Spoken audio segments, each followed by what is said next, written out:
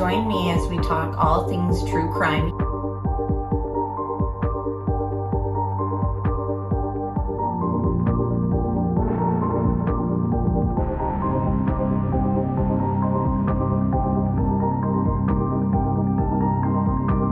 Made contact and shattered. The missing 4-year-old. The parents have called in and advised that the mother has went through a wall, came home, now they can't find her. Chad, where are Lori's kids? They've been missing for 4 months. You have nothing to say? 4 were stabbed multiple times and were likely asleep during the attack. Some had defensive wounds. Most of them had just like one that was the lethal stab wound. Oh, what a tangled web we weave. Once I told a lie, and I told my family, I had to keep lying. McSherman is a demon. We haven't cleared anybody.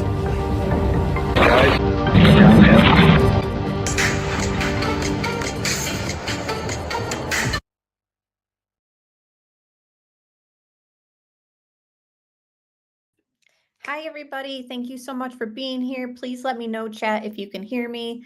Hello to Caroline, Lulu, Loveberry, Mike coming in with a $20 super chat right off the bat. It's good to see you, Mike, and thank you so much. Hi, Pointer Lover.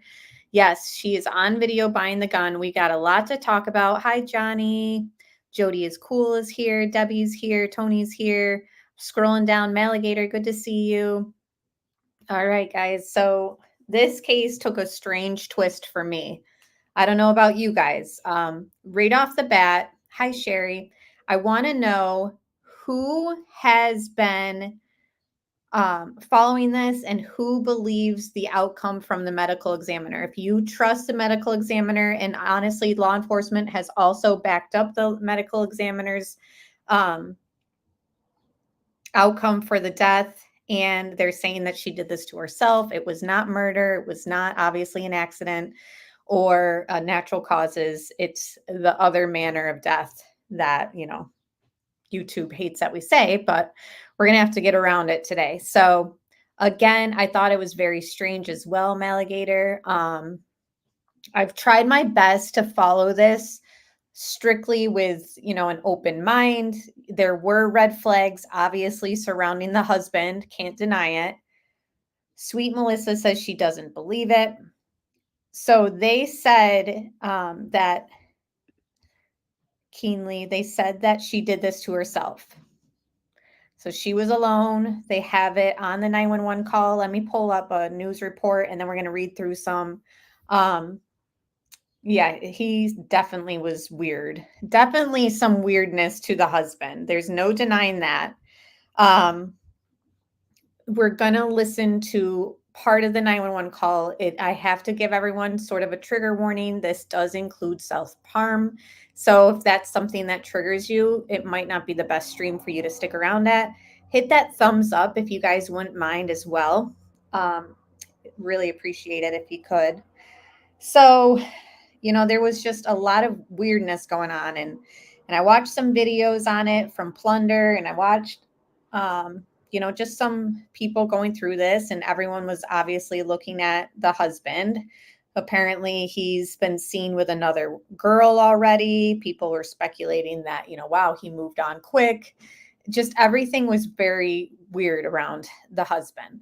And I still think that there's weirdness surrounding him. I think that he was abusive to her throughout their marriage, emotionally. I don't know what else, but definitely abuse going on within their marriage. She filed for divorce.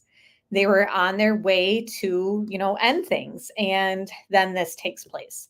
So let me share a stream. I think so too, Tony. And I feel like that this is where we're going to be discussing, you know, if she did do it. Yes, it's because I'm just curious if there will be evidence of, you know, like that one case that we studied where the girl told the boyfriend to get in the car and end his life. Like, I wonder if, you know, even if there isn't evidence on text messages and stuff, we know that he was stalking her. She got a protection order against him. There was a tracking device that a mechanic found on her car after it was brought in from a flat tire. The flat tire was caused by a device that was specifically bought to cause flat tires, from my understanding. Everything pointed towards the husband being, crazy towards her. I still believe that all that was true. I still believe that, he was a contributing factor to all this. And I just feel like friends and the husband, but it was, family members as well that were concerned about her mental well-being. They said that she had issues in the past. Husband talked about how she had tried to end her life prior. Of course, everyone thought like, oh, he's just setting this up to make it seem like this is what happened, but really it's going to be murder. Well, according to the sheriff's department and medical examiner, they're not under the belief that this is a suspicious death. They're under the belief that it's just a sad situation where she decided herself that she was going to end things. Now, when it comes to who can be held responsible, I want to talk about that after I share this little clip. Yes, Caroline. I don't know. There is talk that, somebody was there with her and making her say things on the 911 call, that she was, maybe a hostage and being told what to say. But we just don't know. So it's hard because I feel like this is like did you guys follow the Debbie Collier case with me? That was really, I still don't believe that woman lit herself on fire. I don't believe it. I don't know if the investigation was botched any way, shape, or form, but I just don't think that she would light herself on fire. And yet the medical examiner and the authorities for that case, I think it was in Georgia, they came out saying like, nope, she did this to herself. There's no murder, even though we caught the daughter lying and just weird situations. I don't know if it's a situation like that where they just don't have the proof to link other people. So they're just going to go with she did this to herself or what. But at this point, law enforcement is not investigating the husband as far as her death. I do believe that there is other things going on behind the scenes as far as court situations with the state, and there's talk of like money laundering possibly that he was doing, just shady business with the church money and his involvement with all that. People have also said that that was another reason why they felt that he killed her, because she knew too much about stuff he was doing. But at this moment, no one in the authorities and the medical examiner are not calling this a criminal act. So very strange. Everyone thought they had it pinned as the husband. Now, is it a situation where everyone was wrong, like in that Heidi Broussard case where everyone thought that husband was involved and he wasn't? It was the best friend. Have we, just seen the husband here in this case as, a shady individual, and he is, but he isn't one to murder? Like, have we labeled him wrong? I will say the worst thing that anyone can do is follow these cases on TikTok. I just feel like TikTok was worse than Facebook posts on this. Like, at least in Facebook posts, we got people sharing screenshots that were legit, and discussions where people had differences in opinions, and it was like a long thread. On TikTok, you get these short videos of people who just, they're influencers or whatever they are. They want you to click on their video and they kind of sensationalize things. Yeah, it really is. It's a lawless place. It is. And it's definitely not the best place to go for information as far, even Facebook, I'm very selective, like who's posting this, where are they from, like where are they getting this information from? There was a lot of stuff posted about the pastor, the husband, and it obviously didn't look good for him. And it isn't looking good. Everyone, let me just play this and then I'll get back to my thoughts about the husband.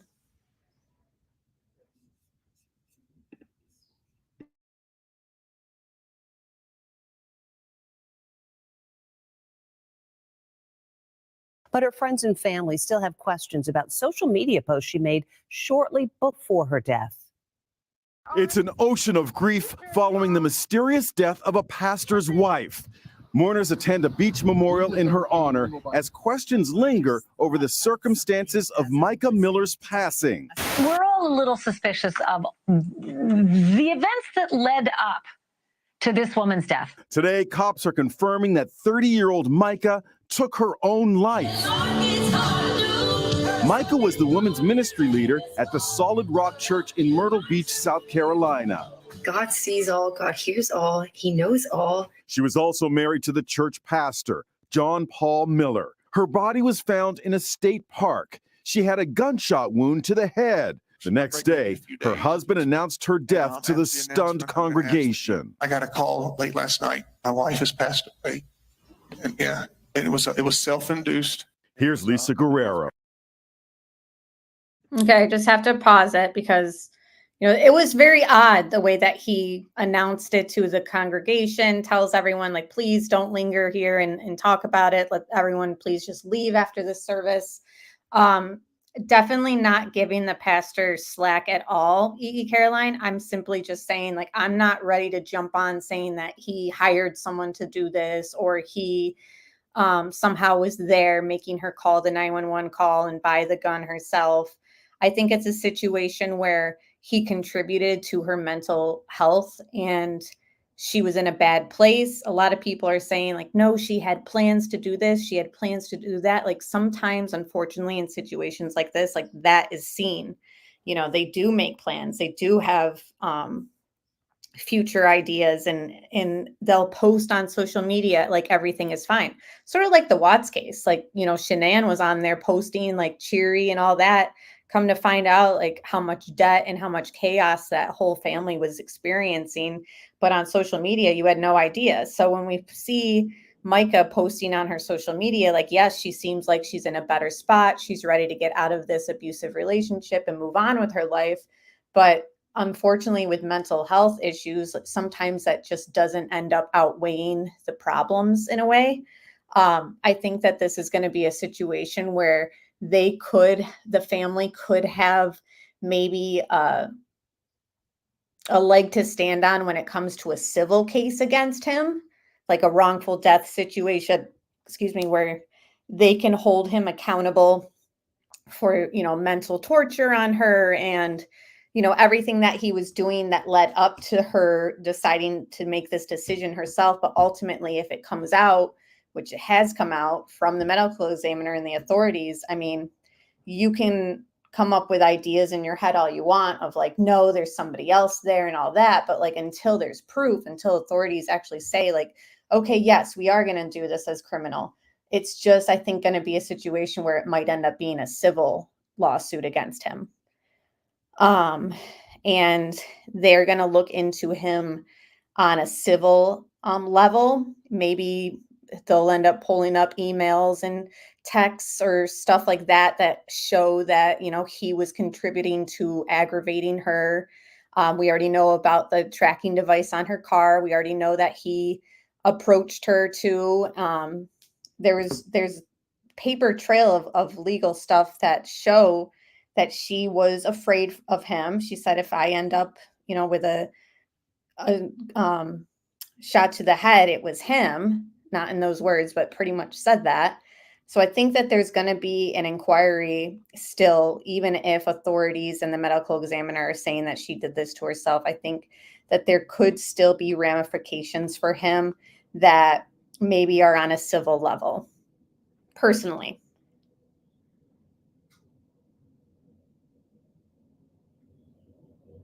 I'm so sorry to hear that, Being Bio Girl. I'm glad you're here with us today discussing your experience.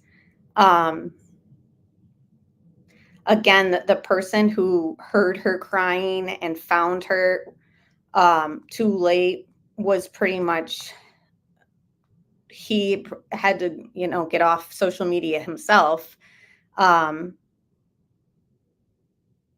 So he didn't find her. He heard her crying and then heard the one gunshot. His name was Johnny. And he said, but I've let that go. I'm done talking about it. And somebody said, I understand. Take care of yourself. And he said, wasn't trying to be rude, but there are people around South Carolina in the world that think I was involved. Now that really upsets me. I just gave them info of what I heard. I was just fishing in the area. So it's just kind of gotten out of control as far as we see in these cases with people on social media and who did it and all this stuff. But I just, like I said, if she did this to herself, it's going to be a situation where the accountability could lie on the husband, but ultimately it might come out that, she was the one that pulled the trigger. So it's going to be hard for them to criminally charge him just because he was, aggravating her. I just don't know if there's criminal charges that can happen, but civilly, I do think that a wrongful death lawsuit could open up the door for a situation where, like, yes, they could hold him accountable. But it is sad. It's very sad. And I do think that, so the medical examiner is saying it as well as the sheriff's department. So I will read those updates in just a moment. Let's finish this. Sorry, I'm ranting on, guys. It's just a very weird case. I think that everyone thought this was, him pulling the trigger, making her buy the gun, making her call 911. It might come out where he was nowhere near the area. We're going to go through the timeline of her last day, and maybe it will pinpoint. Now, if he was in that area, I think by now there would be an arrest. Lazy locals with no budget want it to be do-it-yourself, end of life, makes their life easy. Could be, but I heard that SLED has taken over some of this or has been involved in this investigation. So SLED is like the state FBI. We heard about them in the Alex Murdaugh case. So we will have to wait and see.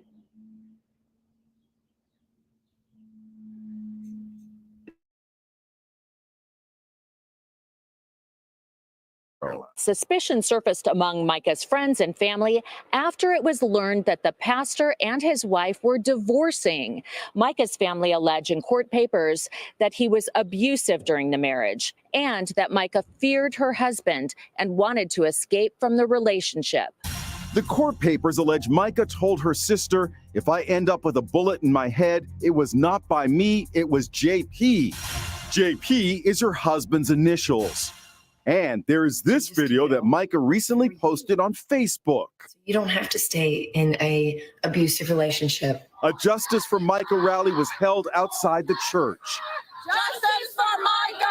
But today, cops revealed that Mica called 911 to say she was going to kill herself. They say this photo shows her buying a gun just hours before she took her life. Now, when I see this photo, I'm like, okay, so she bought the gun. Now, was this for her to do it herself, or was this for protection because of the crazy husband? I feel like at this point, it could go either way in my mind. In the 911 call, I'm not going to play the whole thing. This little clip has some of it in it. But she asked the dispatcher, can you trace my phone from my location that I'm at? And the dispatcher says, it looks like you're blah, blah, blah. And she says, yeah, I'm at a state park. And she says, what is your number? And she says, her number. And then she says, what can I help you with? Or what's the emergency? And she says, I'm about to end my life, and I want my family to be able to find me. Now, if somebody was there making her say that, I don't think that they would want her, to call 911 because, how would they be able to get out of the area in time before help arrived? It's just very risky. They could be seen on video, cameras and stuff like that. And two, it's just, she could have easily said to 911, like, please help me. And then boom, the other person would have been caught. So as much as, you guys know, I love a good conspiracy and something crazy going on, I really do think she was alone when she made that 911 call. She did, Maligator, she says something along the lines that she was going to help or, hang on. So they, they did their part as the dispatcher. There wasn't really anything odd in the 911 call that was like, wait, why would they say that? It was pretty normal, considering, but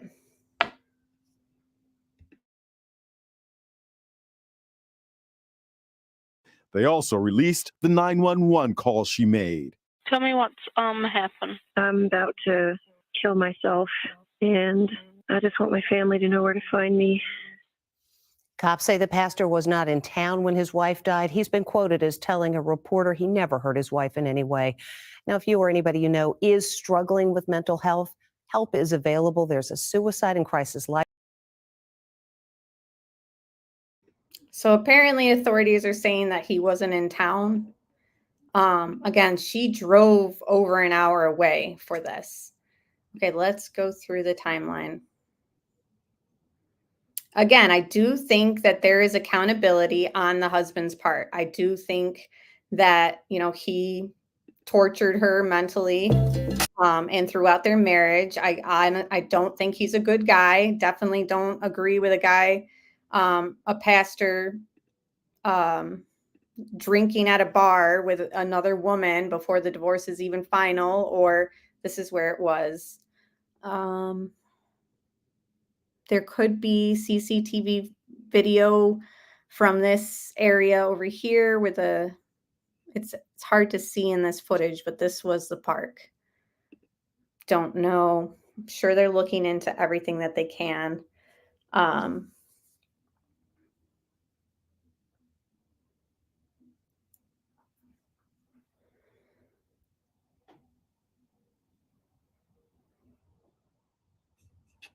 You think the gun was for protection?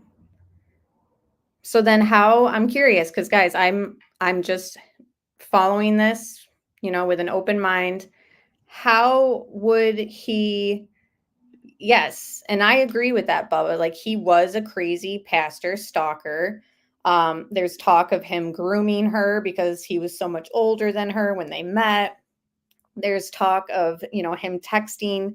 I have like threads of some girl that exposes text messages with him, and their divorce obviously isn't even final. So he's definitely not a good guy.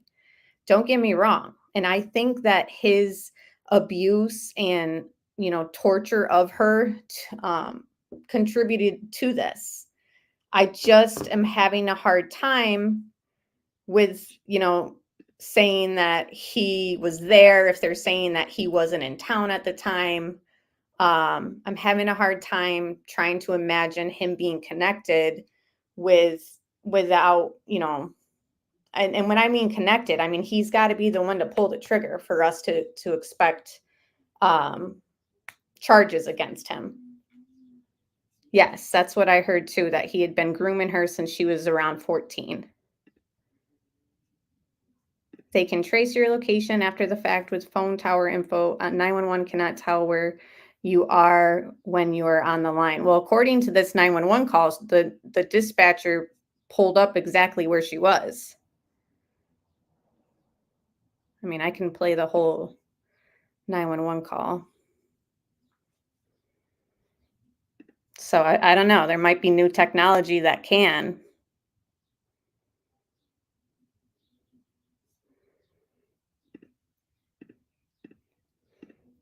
It's hard to know, what somebody sounds like when they're, because think about it. That Johnny guy who was fishing nearby said he heard crying. And apparently he, regrets not being able to get to her in time. Can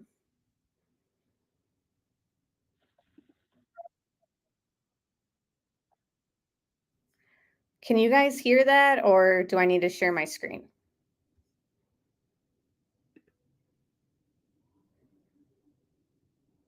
Hold on. I'll play the whole 911 call. That way we don't get mixed info or confusion out there, but she seemed to know exactly where she was. Hi, are you able to trace the location of my phone? Let me see. Interesting. That's interesting, Zoe. So you don't even think that's her on the phone call? You think it's the pastor's new girlfriend? Has a friend or family come out saying anything like that? Because I think that they would know her voice or not. Lulu Love Berry says, sounds like someone is forcing her to make this call. What about this sounds like that? I'm just curious. I'm not asking to be condescending or anything. I'm trying to have an open mind with everything because I don't know. The case was in the car, not the gun. Oh, I see. Somebody asked. Okay. Thank you, Pointer Lover.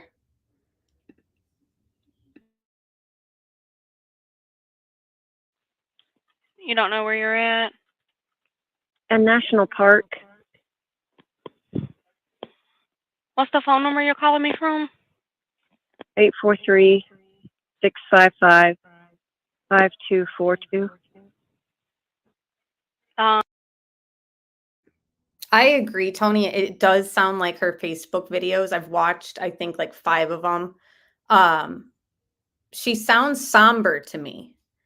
Not like happy or scared. She just sounds kind of, somber at this moment, in my opinion. Yes, keenly. That's what I'm trying to do. Obviously, I don't want anyone to misconstrue what I'm saying. I think he's a dirtbag. I definitely am happy that he stepped down as the pastor, I heard also.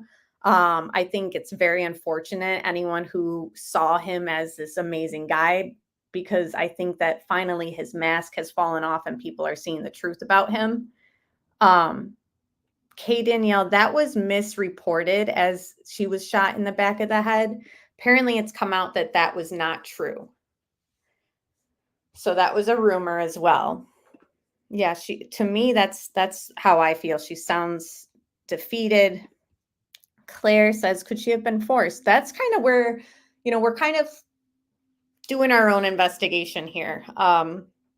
We're trying to figure out if that's the case, why would the person who has, who's forcing her risk her being on the line with authorities? She easily could have said, so-and-so's here and they're making me say this. And then boom, plan's over, So it just seems far-fetched. I'm not going to say impossible. I don't want people to think that I'm just like not open to those theories, because I'm open to those theories.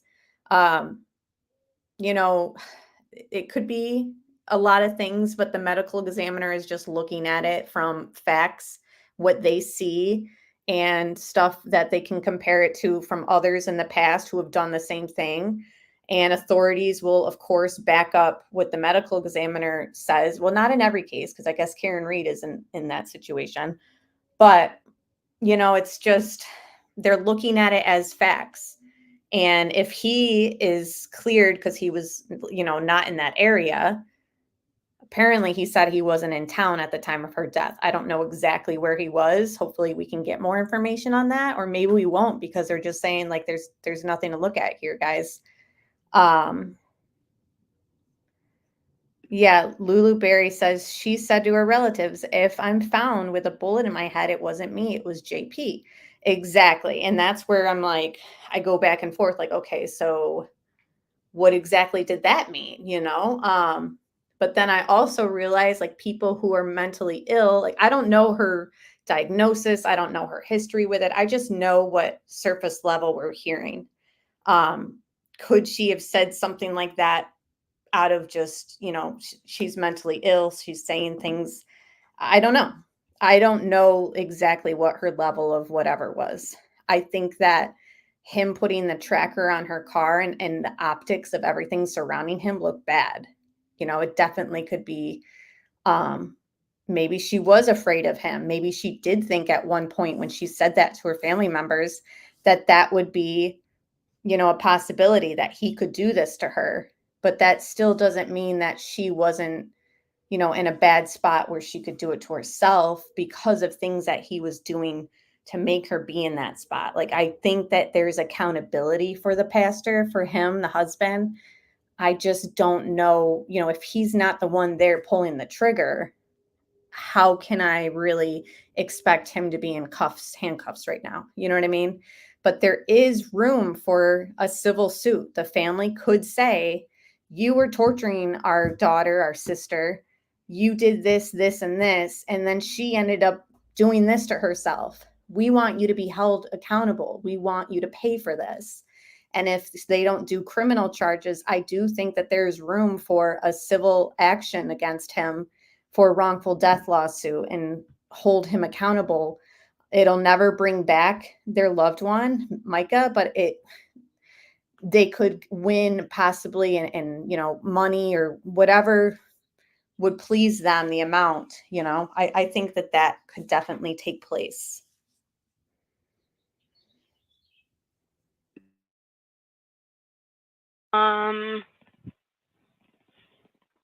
Where's the park located at? In Fair Bluff. Let's see.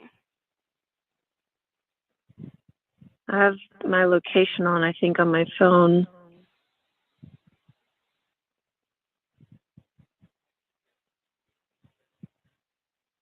Find my phone is on. I just did my my location. Okay, I'm showing. Hold on 1 second.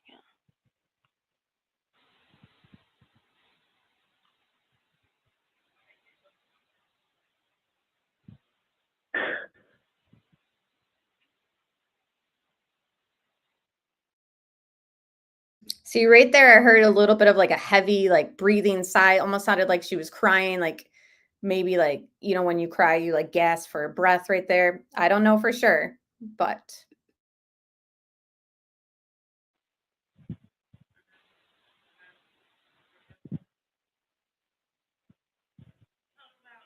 I don't think you are in Robeson County. So she's going to go on the dispatcher about the location. So it does seem like they have means to locate or, find out the area that you're in. Maybe not the exact pinpoint, but nowadays there's some sort of technology for 911 dispatch.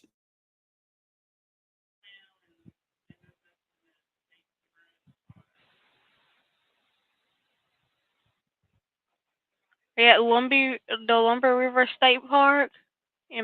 Yeah, that's where I am. Okay.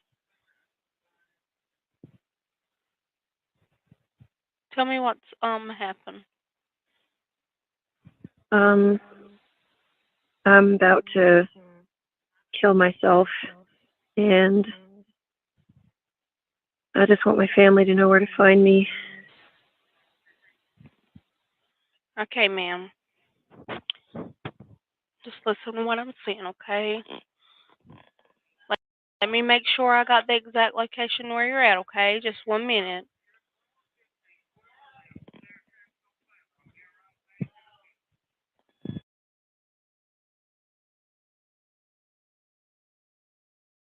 Now, it's sad. Yeah, I think so too, Pointer Lover. And, when people are like, who does this? Who, not to put you on the spot, Caroline, but who in the hell calmly works out their location this gently when they're upset enough to end their life?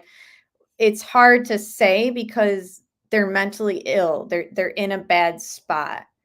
So it's hard to kind of us when we're mentally sound right now, looking at this, listening to it to kind of figure out like, why would they do this? It's hard because they're in a spot that we're not in at the moment, and for those who have been there, it's hard for anyone to understand, I guess, unless you're in that situation too.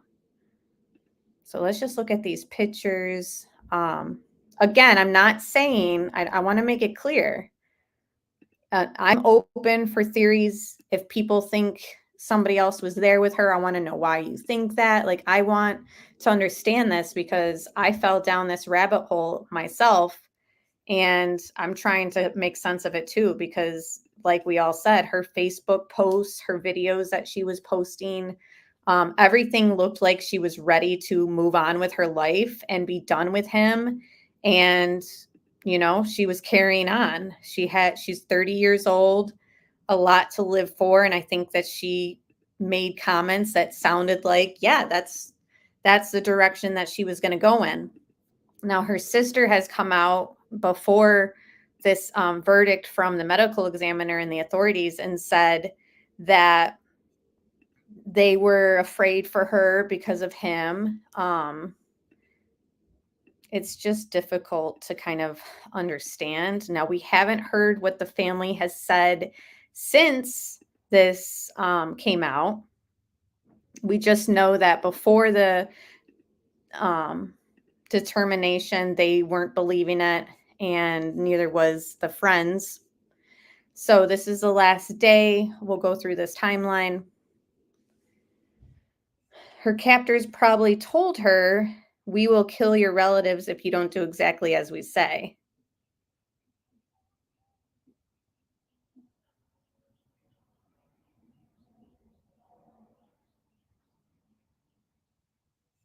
Sounds like the host is totally buying she was mentally ill story. Sad.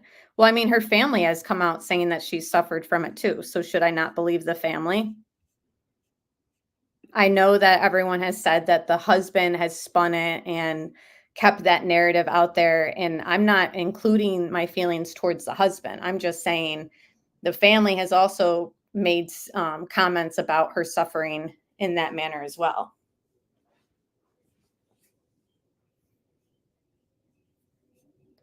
I believe Mica even spoke about it as well to her congregation about her history with, suffering from mental illness. I believe. Don't hold me 100% on that, but think that that was also put out there and that the church had known about it too.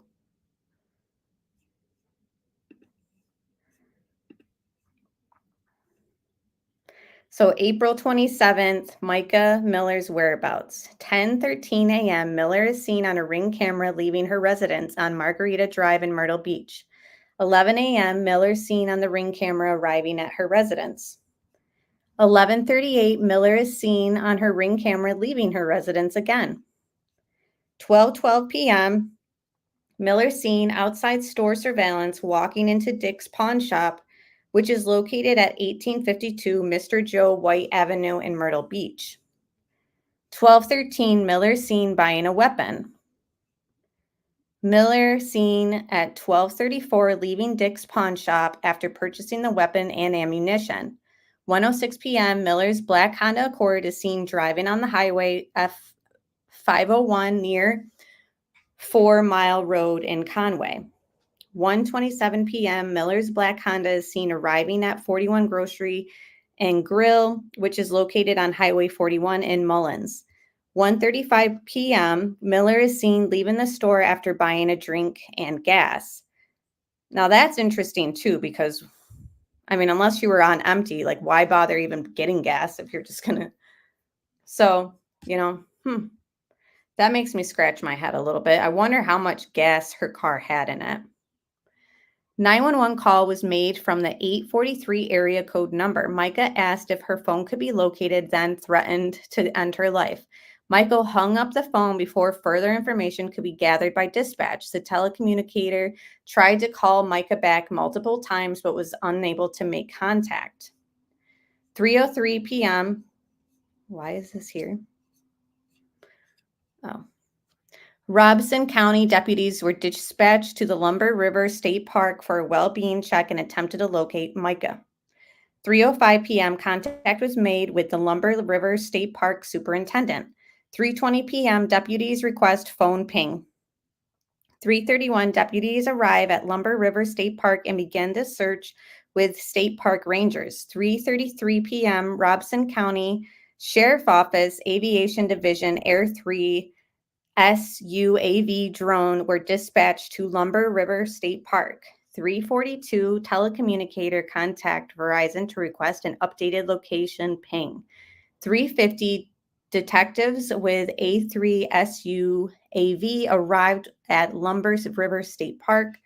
While conducting an aerial search, detectives were approached by a person who said that he found a bag while fishing with Mica's ID inside.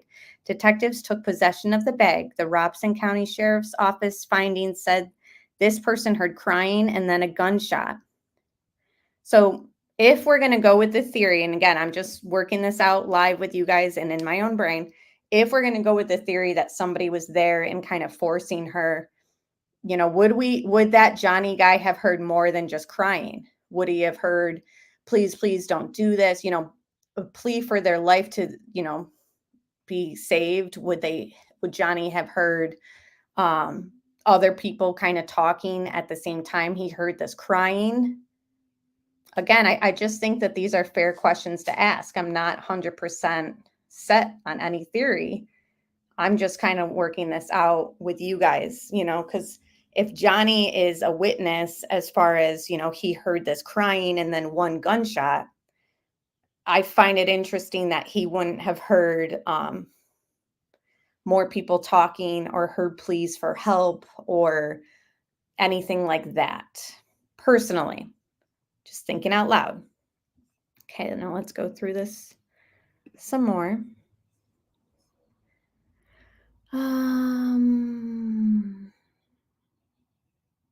Okay. The person stated he went further into the slough where he found the bag about 2 feet from the water's edge. 4:23 p.m., an individual contacted Robeson County 911 and said he located a body in the water. He had been fishing on his kayak when he found the body. Interesting, it was in the water. Because if she's calling 911 to make sure that her family, you know, finds her body, like why would she have done it right near the water where, you know, I mean, it could have sunk. Maybe no one would have even found it. Searching deputies secured the area for the investigation. 5:30 p.m., Chief of Detectives RCSO arrives at the incident. 5:54 p.m., detectives and RCSO arrive at the incident location. The medical examiner was contacted and requested CSI technician photographed the area of the investigation to include the vehicle belonging to Mica Miller. Items of evidence were located from the car in the incident location. Investigators located a Sig Sauer gun case in the passenger seat of the vehicle and a box of ammunition in the center console of the vehicle. I'm curious how many bullets were in the gun itself. So if she planned to do this herself, I would expect there to be one bullet and it was used. If she planned to do, you know, have the gun as protection, you would think that the gun would have more than one bullet loaded in it, personally. Has anyone heard anything about the amount of ammunition in the gun? Investigators also found a receipt of the handgun from the pawn shop and a receipt from a convenience store in the vehicle. Both receipts were dated the same day of Miller's death. The serial number on the weapon found in the water of the crime scene matched the gun box that was found in Miller's Honda Accord. 7-Eleven firearm is located in the water. Okay, this is going to get into John Paul Miller's whereabouts on the 26th and the 27th of April. The investigation also revealed that Miller and her estranged husband, John Paul Miller, had been separated and were involved in the legal system. Deputies said this information led investigators to confirm his whereabouts and a woman John Paul is allegedly romantically involved with. And that's the other thing is TikTok put out that woman's name, full name. I was like, oh, geez, this woman's about to get some hate. Investigators confirmed both were not in North Carolina on the night or the day before the day of Mica's death. So this is where we have to kind of, do you believe the investigation from the investigators? So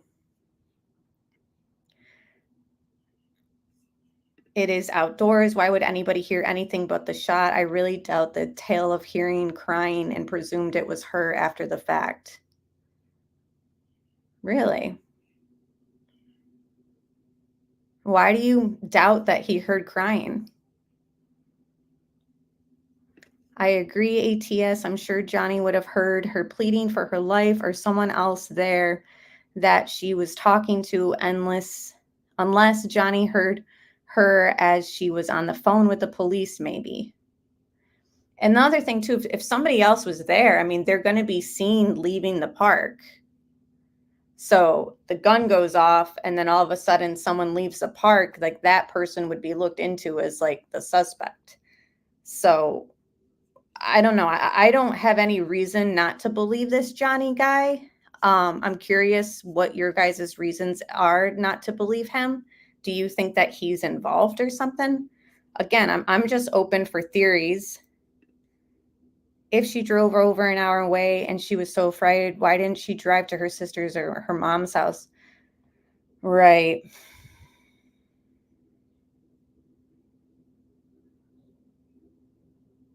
You don't hand someone you're threatening a loaded weapon. What does that mean? I mean, yeah, I agree. Like, why would they give her the gun to do this if they're there threatening her? Is that what you mean? I don't doubt it at all. That gentleman seems very genuine.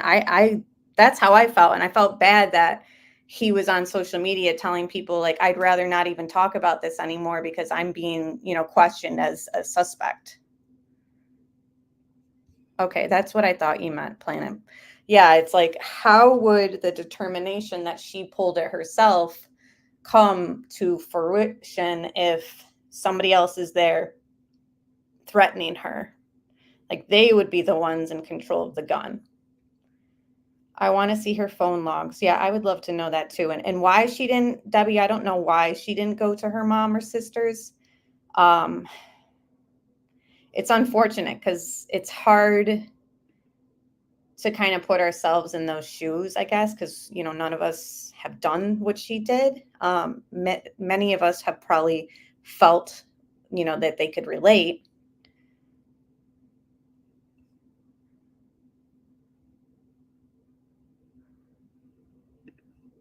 Have you ever been outdoors? I heard crying means nothing. Do you think there are oceans of people in a park? I think people reporting what Johnny said are embellishing. Nothing seems clear. And that's fair to assume or come up with that conclusion and that opinion. I'm looking at everybody's opinions and the comment section of all these videos and everything coming out because I'm trying to make sense of it too. And if something comes out where they say a theory and I'm like, yeah, that makes sense. Like, wow, I've been looking at this totally wrong. Like I'm waiting for that. Oh yeah. I want that to kind of happen. Like, I don't want it to be, she was bullied and pushed to this limit by this guy who she was just about to get away from. And she just broke and did this. Like, I really don't want that. I would rather it to be something where it's like, oh, wow, wait, who was there? Whose phone pinged near there? Or who sent her a text message saying this? You know what I mean? Like, I want that. I want to see something other than she just couldn't deal with it anymore, Yeah, I don't think Johnny has any reason to lie either, especially since people are kind of attacking him and making him a suspect in all this. Like, nobody wants to really be seen as a suspect. Yeah, Lake is quiet. I wouldn't doubt he heard something. Yeah, I mean, I've been to so many state parks. I mean, I've never been to this one, but they're very peaceful. They're very quiet, especially, like you said, near the lake. I definitely have heard things from across the way on a lake just because sound travels well near water. So it's funny, Caroline, that we talked the other night about when snow is falling and there's a lot of snow, like people inside a house might not hear something that takes place outside the house because the snow creates a buffer. Whereas if you're near the water, I remember because we had a pool growing up, my mom always telling, shh, you're talking so loud. You're so loud because, anything that we say at the pool just bounce off the water and like the neighbors can hear our whole conversation. So it's just, I'm open, guys. I really am open. I want to see, yeah, that's near. Yeah, she was in the water apparently. Yeah, I wonder why she picked that park. Yeah, it was like over an hour away. I agree, Caroline. It would be interesting to know how many people were in the park. Parks are often practically empty. Johnny has the ability to get it wrong, though. You know, I don't know this guy, Johnny, right? So it's hard to know what exactly he heard. But it seems he heard one gunshot. And I wish we had more information about the gun itself. Was it loaded more? You know, was there just that one bullet in it?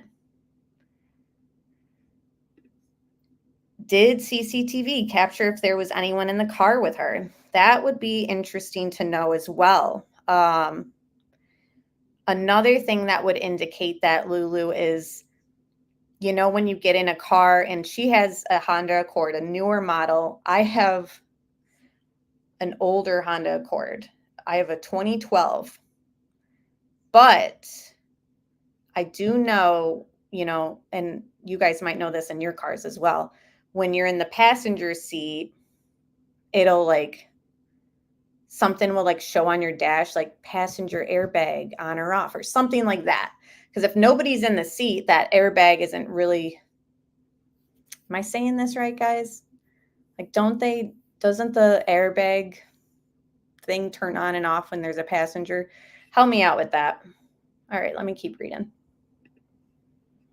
All right, so here's the main thing that I highlighted. Investigators confirm both were not in North Carolina the night before or the day of Mica's death. So John Paul, not in the area.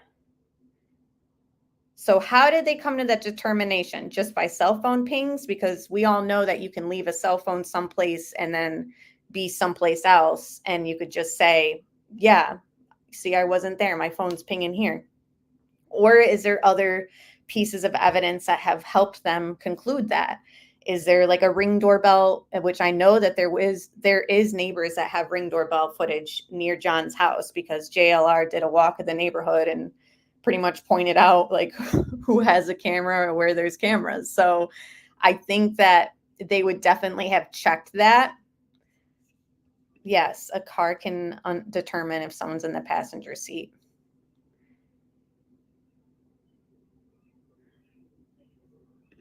Good question about how much gas, and then they should not be allowed to sell a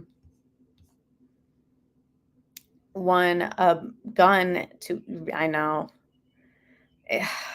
That's what somebody else brought up too. Thank you for reminding me. Somebody brought up if she ever was hospitalized for mental illness in the past, which I can't remember exactly what her husband said. I know that he said that they dealt with the issue before, but I don't know if that means that she got help for it, like from the hospital. Either way, there's something that you sign in a lot of states that pretty much like you agree, like, okay, you're not going to be able to own a firearm for the next X amount of time, because you are saying by admitting yourself here that you're unwell. And, you know, to prevent situations like this, a lot of states have that. I don't know. North Carolina is very lax when it comes to, oh, hi, Jordan. Good to see you. Firearms and stuff. Not as lax as other states, but definitely more lax in New York, where I'm from. So I just can't speak on her level of, I don't know, like what type of help she experienced in the past, if it was just spiritual guidance from the church or her husband. Not really sure. Thank you, Lulu. You are asking amazing questions. Thank you so much, ATS. Thank you. I really appreciate that. And guys, this isn't my first case that I've studied where it's been, was this a gunshot wound by themselves, or was this somebody else pulling the trigger? I've done extensive research on Kurt Cobain's case, and a lot of people think, oh, that's just a conspiracy. He was depressed, this and that. I mean, I've done so much research on it that I look at things a little differently when it's a situation like this. Now, his wasn't a handgun, so that makes it a little different. Although he did purchase his gun close to his death as well. Yeah, I agree. I really hope like this Sunday, there's nobody. Although he stepped down from the pastor. So will he still attend the church? Like, what's going on there? I also heard that he partly owns a bar. I've never heard of a pastor, one, seen drinking at a bar like he was, and two, partly owning a bar. This guy just seems like a walking hypocrite.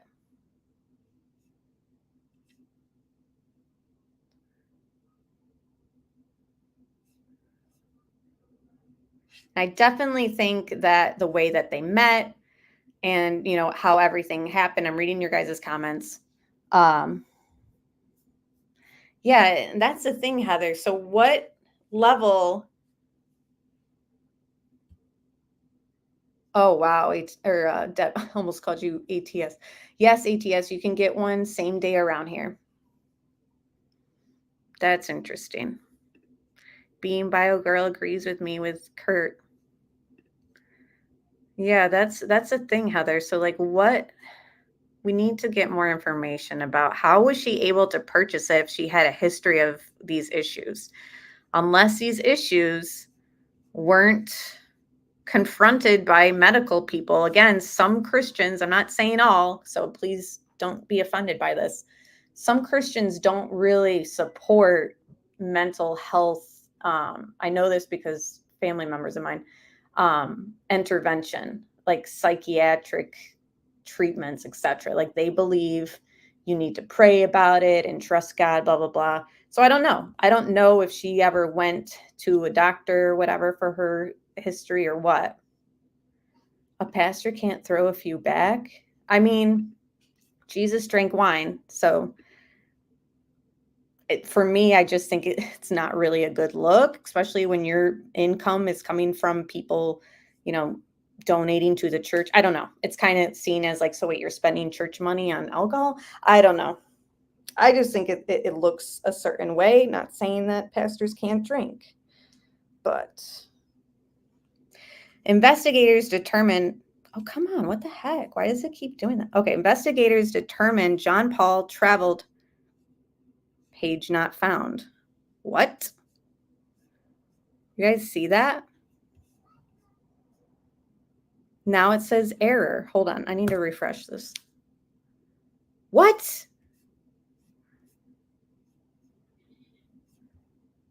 Hold on, let me pull up.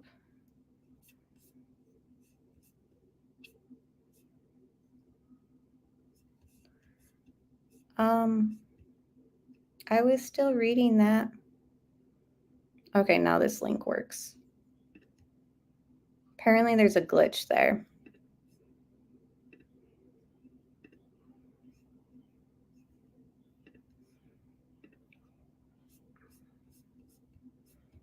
Sorry about that, guys. Investigators determined John Paul traveled to Charleston for a sporting event on April 26th, the day before Mica died. It was proven through eyewitness and license plate readers. Ooh, that's kind of hard to get around.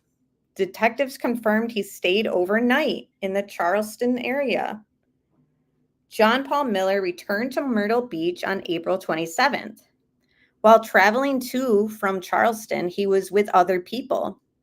Mica's family met with deputies to discuss their investigation findings. However, John Paul asked the Robeson County Sheriff's Office to meet him in South Carolina. Sheriff Bernice Wilkins said they do not plan to travel to South Carolina. News reports released Monday detail harassment incidents, yet there's no denying that he harassed and stalked her, leading up to Miller's death, and she was afraid for her life.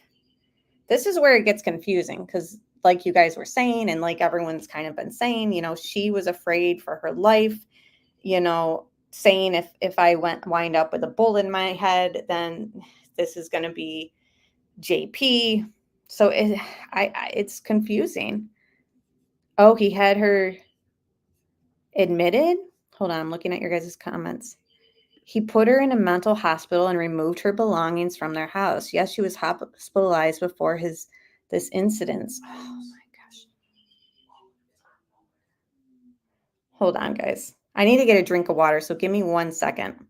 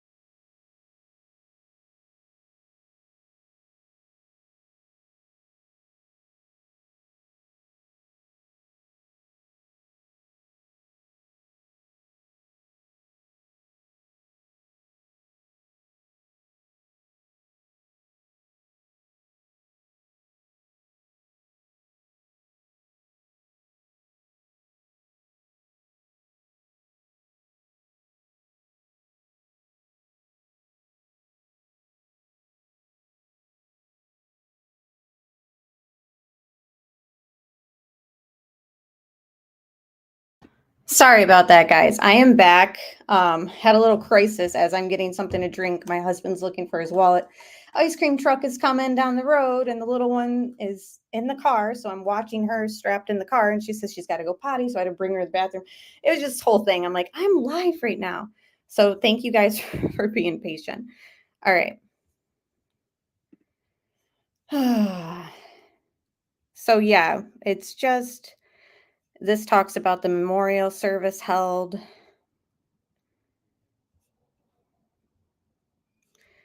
Let's see what else there is to share.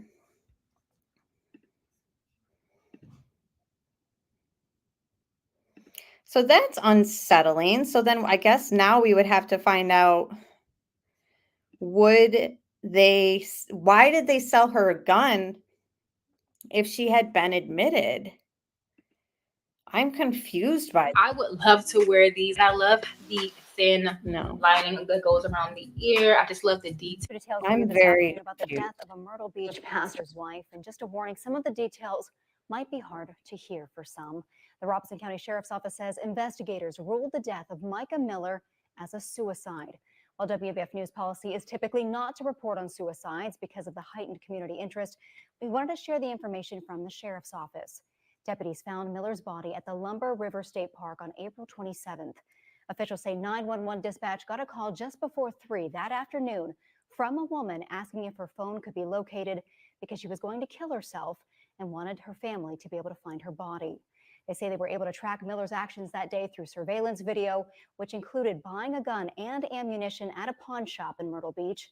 Miller was married to John Paul Miller, who was a pastor at the Solid Rock Church in the Market Common. I would love to wear these. I love the thin lining that goes around the ear. I just love the detail. I have gave him a banana once or twice. Oh, there's another one too. Yeah, two. Okay, this cow report I think is not The same news segment. All right. Hold on.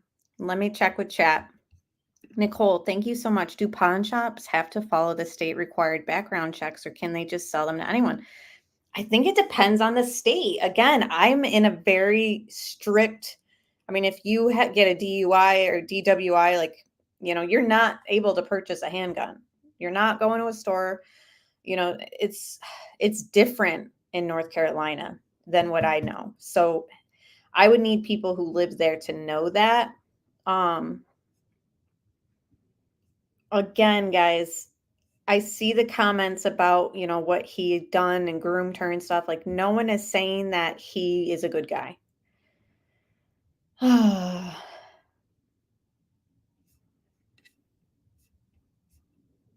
I believe she was the babysitter during his first marriage. Yeah, I heard something like that too, that he was married and was cheating with her, but I don't know if that was true.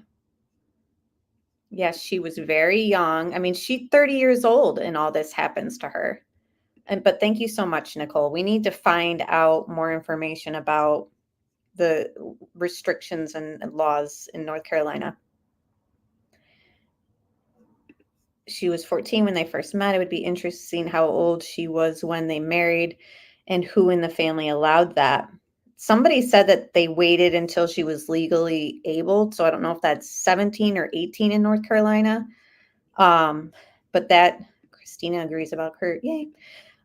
It's red flag. Definitely red flag. And just because somebody, is a Christian, sorry, I don't want to offend people, but we've seen it time and time again in these cases. That doesn't mean you're a good person. Your actions show if you're a good person. And it seems like there was a lot of red flags. They don't do mental health checks for firearms, Debbie said. It's unfortunate. If Mica was so concerned about her family finding her, why not also leave a nice long deletion note for her family in the car? Right. Because they're just left with so much, like, again, the other day, they didn't believe the narrative that was being spun. So today they met with the sheriff's department for over an hour and a half. I don't know exactly what was said, obviously, but I'm wondering if they still feel like, no, this can't be, or if they've kind of accepted it or started to accept. I don't know. It's hard. On his interview, he said he tried doing the same thing before, but the gun jammed. I think the interview was on off the cuff. Really? That's interesting. Thank you, Beach Bum, for becoming a member, and welcome. So happy to have you here.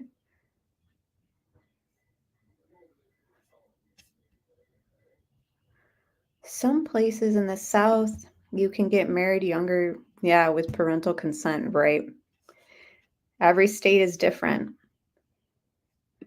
Thank you, Paul. Don't want to clump them all together. I just know there's a lot of people who hold a title like pastor and everyone thinks like, oh, he must be a good catch. Come to find out, this guy obviously was not. Now, what to do? Law enforcement said I didn't have to go up the driveway and that I should drop my children off at the end of the driveway to walk up.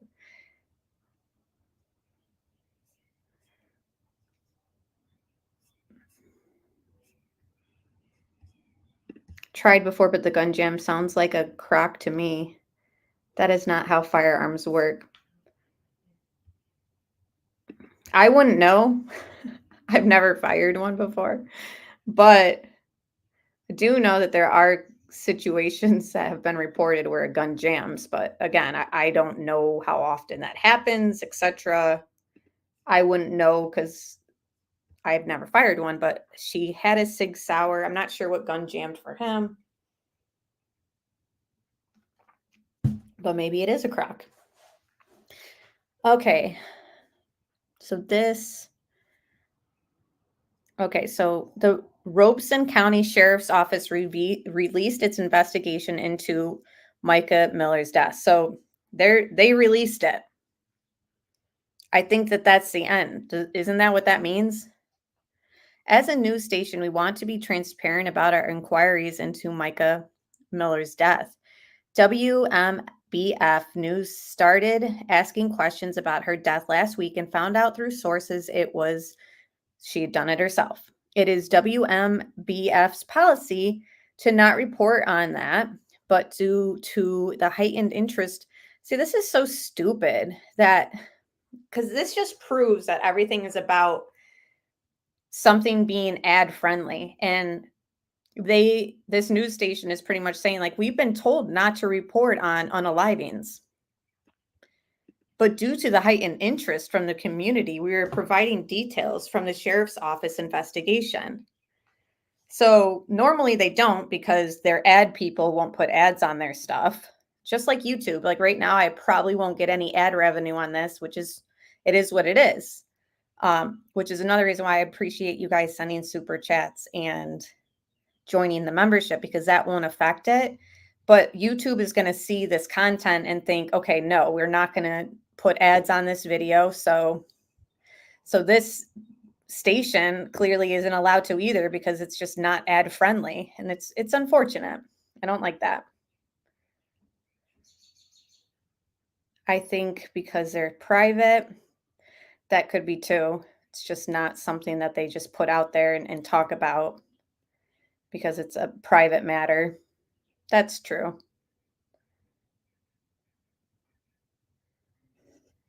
Oh, on Gavin Fish's channel, he played a video where Mica talked to people in Africa about the gun jamming being a sign from God. So I knew it. I knew that she had publicly spoken about a situation like this in the past.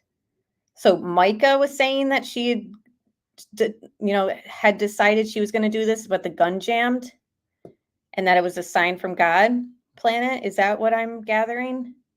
Because I swear I had heard that people had said that she had talked to her congregation about this happening before. Oh, so it was. There's a video from her in Africa where she talks about her first attempt. Oh, okay. Thank you for giving me the source to that, because earlier in the stream, Seth, good to see you. Hold on, give me a second to read that after I finish this thought. Earlier in the stream, I thought that I had heard that she had, attempted this before. So interesting and sad. That it's just so sad. It really is. Oh, that upsets me. Hi, Sherry. Good to see you. Seth says, I've also been in a church as a little kid and served as a child and youth leader. The pastor is a cult. Not what real Christianity is. I'd never considered dating, much less marrying a former youth. Yeah. It's just, no matter where you're meeting your significant other, like, you have to obviously be careful. Like, and now this situation, he hid in plain sight as like, oh, I'm such a nice guy. Blah, blah, blah. Not a nice guy. Robeson County E911 received a call just before 3 p.m. on Saturday, April 27th, from a woman who asked if her phone could be located because she was going to herself and wanted her family to be able to find her body. During the conversation, the woman hung up the phone and the dispatcher wasn't able to connect with the woman again. Okay, we already went through kind of the timeline of things. Okay, let's read what law enforcement said. First, let me say on behalf of the Robeson County Sheriff's Office that our sincere condolences are being sent to the family and friends of Mica Miller. Robeson County Sheriff Bernice Wilkins said, this incident has garnered much attention from across the Carolinas and beyond. I want to assure everyone that a very methodical investigation was conducted by our criminal investigation team and crime scene investigative team. It was determined during the investigation that Miller and her estranged husband, John Paul Miller, had been separated. John Paul Miller was a pastor at Solid Rock Church in the Market Common. Investigators worked to learn the whereabouts of John Miller and a woman he was allegedly involved with. Okay, so it wasn't just them looking at John Miller's whereabouts. They have looked into the mistress.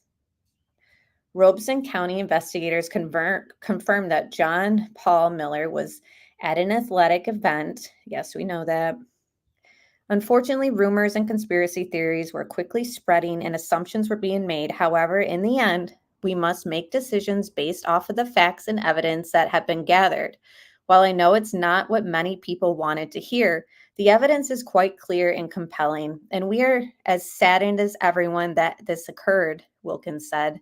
There are many factors that we reviewed and occurred over the extended period of time that are probably related to the reason for this investigation. But in the end, sadly, a tragic decision was made by Mica that ended her life. And then this just goes into the timeline that we read. Miller seen on her Ring camera leaving her home Saturday, April 27th. Miller seen on surveillance walking into the pawn shop in Myrtle Beach, April 27th. Miller seen walking to Dick's pawn shop. It's sad. Like, I mean, seeing her smiling here, like, it's so hard, because what's going through her head, like, we don't know. But Mica seen buying a gun at Dick's pawn shop. And we went through all the little timestamps already.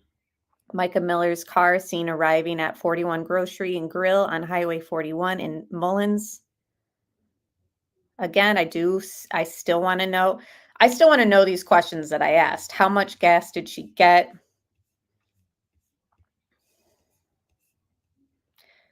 Mica Miller's recent searches in her phone.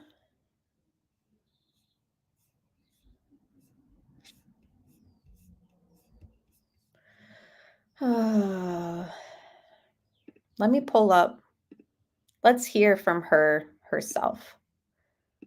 So this was March 28th. Wow, almost a month, almost exact, 1 day over from it being. Sorry that it's set up like this. I don't have my social medias on my laptop because I want it to keep it strictly like work related, but sometimes I need it for work related stuff. But we'll just use it. She had it public. Beach bum, we don't know. We don't know like how much gas she got. We don't know why she didn't leave a note for the family. Like she was so concerned about them finding her. We don't know how many bullets were in the gun. They found the gun in the water. Was it just that one bullet to do the job, or was it for self-defense and there's more bullets in the chamber? I do know in Kurt's case, there were more bullets in the chamber. And that was one of the things that people kind of were like, why would he have 3 bullets in there if he was just going to do this to himself and that was it? So that's why I kind of question it in this one. I'd love to know that because I think that it's relevant. I know, Seth, the 911 call, we played it earlier and I wasn't going to play it because it's just, she hangs up on dispatch too. Like, and I do agree with Maligator. Even though the lady was like, hang on, it wasn't like a stay with me, I don't want to judge the dispatcher either. I feel like in all these cases, when we listen to 911, we're always judging the dispatch person. But these cops are awfully sure of themselves in 0 time. Doesn't seem like they were methodical at all. Just did enough work to prove their first impression, it seems to me. And we've seen cases where it's like, okay, like how much did you look into things? But here I'm curious. So then what do you think? Because if John Paul and the mistress aren't in the area and they've been tracked as being like not in North Carolina, like I'm just curious because I want to feel like, oh yeah, that makes sense. So if you have like a theory, let me know because it seems like they've tracked the husband and the mistress as not being near her. the dispatcher should have been more compassionate, in my opinion. It didn't seem like she was like, to me, it always seems like they're so calm and they're not treating the situation like an emergency, but they're told to do that. But at the same time, it's like, no, this woman is like, she's about to do this. Was there anything else you could have said before she hung up on her? Now, she did try to call her back. If we found out that they didn't try to call back, I would be like, whoa, what the heck? I kind of judge the dispatcher, tell her that there are options, give her some hope. I don't know. That really upset me. Right. And maybe she was going to be saying stuff like that, but Mica hung up. It's hard to know. But in those moments, like, I wish she would have said, like, more than just hold on, like, one time. You think so, Seth? Yeah, that is a good point. Although I don't know much about this subject to really know, like, the norm. But now that I'm thinking about it, like, have we ever heard in any other case, although we cover true crime, and that's not really like a crime situation, it's just a sad situation. But Bean Bio Girl agrees. Because you would think you're calling to, I don't know. They could have traced her location from her phone. So why did she have to call 911 to make sure her location was traced? But again, if you're doing something like that, you're obviously not of sound mind. Not to be judgy, but I think we're trying to make sense of somebody who might have been in a situation that, like, none of us right now in this current moment are feeling like they can relate to that. Hopefully not. And if so, there are hotlines that you guys can call and, message me if you're ever feeling that way, or any of us. Some people do call 911 saying they're going to do something but never actually do it. Right. Yeah. And Jesse, that's a good point, because I don't believe that was she lit herself on fire. So that is a case that I just feel like they totally botched. But that wasn't North Carolina or South Carolina, that was Georgia. Yeah, she wanted to make sure her family could get to her, right? But like her phone, like when they realized, like, oh my gosh, we haven't heard from Mica in a while. There would be an investigation where the phone would have been able to be pinged. And then they would have been able to find her. And her car was in the parking lot. So after a car sits there for a while, people are like, what's this car still doing here? They could have, traced the registration. I just feel like there would have been other ways. But again, she's in a state of mind. And again, I think that she got in this state of mind because of the torture from her marriage, from her her husband. They weren't even divorced yet. So I'll say it again. I do think that there is accountability. Yes, please talk to somebody if you are hurting. I figured an assistant pastor did the deed. Time to check its cash flow to who and why. Interesting. That, again, I don't want to go falsely accusing people. Right. Why go in the right? That head scratcher there. Like, so then she was found in the water. Like, what if nobody found you? Like, bodies sink after a while. It's hard. It's hard to kind of picture this whole thing. I know this case does not sit right with me.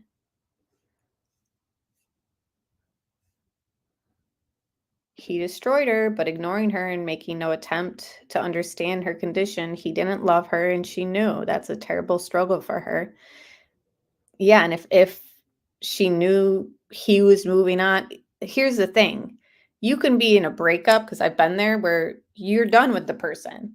But once you see them move on with somebody else before you can, like, that hurts. It's kind of like a gut punch. Like, wait, but like, even though you are the one that's walking away, at least I've been there. I've been the one to walk away and be like, I'm done with this. Like, I'm not doing this anymore. And then as soon as I seen that he had found somebody else, it was like, wow. Like, how long was this going on? Or how much did I not mean anything for him to move on that quick? This was a while ago. I'm over it now. But who knows? Maybe she was feeling situations like that because of this new girl. I don't know. Yeah, he needs to be held accountable. And I hope that the family can take civil action towards him. If their investigators are saying they're releasing the investigation and that's it, then the family, I think, has a leg to stand on with the wrongful death. And they have evidence, the tracker on her car, the protective order she put on. I'm sure there's even an email I'll pull up too, where he's just saying like hateful things to her. And it's like, in court, I think it could be argued that he pushed her to this limit. Yes, prayers from Mica's family and friends.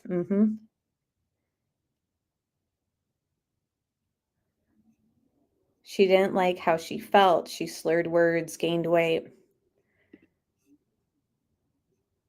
Does the pastor routinely act in a way that leads to a perfectly documented alibi? I kind of bet he's not ordinarily that solid trackable.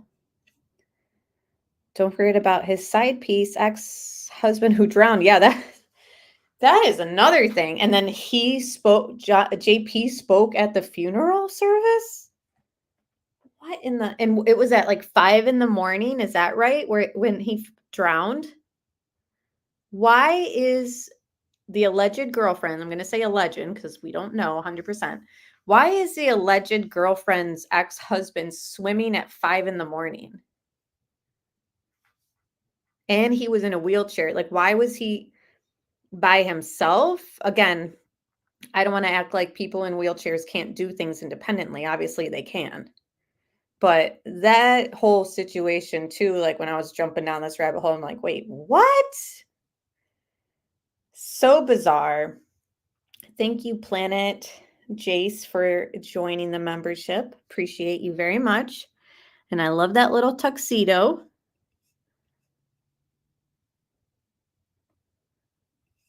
Yeah, hold on. His girl's husband drowned. Yes. Yeah. Wrongful death. I agree. I think that and again, just because you get money from a wrongful death lawsuit doesn't make anything better. The family is always going to grieve, and they've lost. She was only 30 years old. He was paraplegic, so deaf, not swimming. Really? Because I had heard that it was like a regular thing that he swam. Again, these are all rumors. Being Bio Girl says, I'm in a wheelchair and could never get into the water.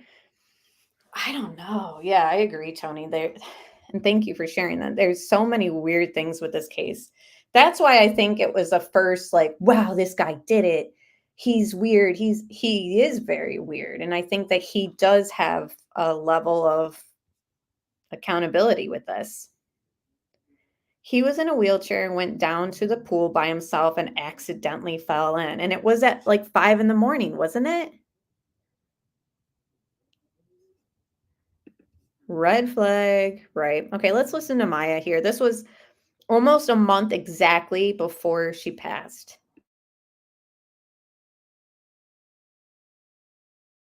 Born into this country. I just wanted to say that I am so happy to be born into this country where we have job opportunities that are better than what I've witnessed in other countries. I remember driving past a man sitting on a giant rock, and he had like a chisel and a hammer. And I asked the people that we were with, what is that man doing? And they said that is his job. He finds a big boulder in the wild, and he beats it into littler rocks, and then beats those rocks into littler rocks. And then he bags up all the rocks and he puts them in a wheelbarrow and he takes them into town and he tries to sell them. for landscape, for construction, whatever. So if you have a job that's better than that, be so thankful today.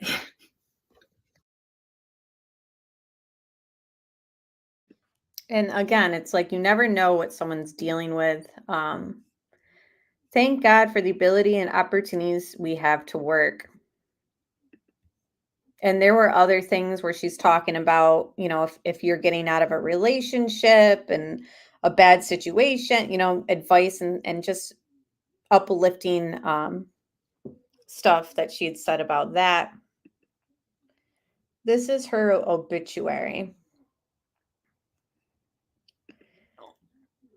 Let me just read some of this because I think it's important to read people's obituaries, even though people have said the husband wrote this. A lot of times the family has input in the obituaries too. So I just want to kind of get a little synopsis of, I won't read all the family members' names and stuff, even though they're right there. Mica was energetic, affirming, adventurous, faithful, loving, giving, forgiving, talented, joyous, creative, assertive, bold, determined, authoritative, passionate, hardworking, a risk taker, and so much more. She and JP had been friends since 2009, married in 2017. Okay, so that's it for those who are saying, how old was she when she married him? She was born, hold on, the first page of the obituary says that. Oh, guess it doesn't. Anyways, those are some dates for you guys to kind of figure out how old she was. And spent almost every single day and night together. Mica loved her little dog, Loki. See, that's sad too, that she leaves a dog behind. Most people, their dogs kind of keep them around. She loved doing outdoor activities like waterfall, rappelling, hiking, skydiving, running, and going to the beach. Mica would take on any challenge, even if it was being a vegan for an entire year. Mica was a great stepmother and an amazing wife and helpmate. She helped Pastor JP with the church in every way. Mica was a worship leader, graphics designer, youth leader, women's ministry leader, and pastor's assistant. And she did all this with the utmost integrity and faithfulness. Mica made the greatest of efforts to always be the best wife she could be. She truly served Jesus and her husband with all her heart. She would praise her husband after every church service, telling him he was the best preacher in the world, even if it wasn't true. How ironic. She also told him he was the funniest preacher in the world, even if that wasn't true. I guess that's the part that the husband definitely wrote. Mica loved her family so much. She looked forward to every text from her father or brother. She sought every opportunity to pour into her sisters. There were thousands of nights that she would pray out loud for God to always bless and take care of her family. And now this also kind of leads to that question that we had earlier in chat. Why make sure that the family can find her, but not leave behind a letter for them? If she prayed for them constantly. But again, when people are in that state of mind, I guess they're not really thinking the way they normally do. I don't know. Mica wanted more than anything for each member of the family to serve Jesus continuously.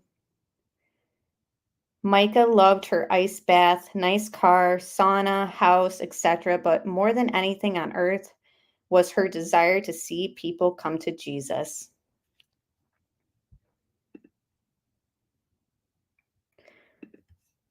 He wanted her cremated and quickly. Interesting.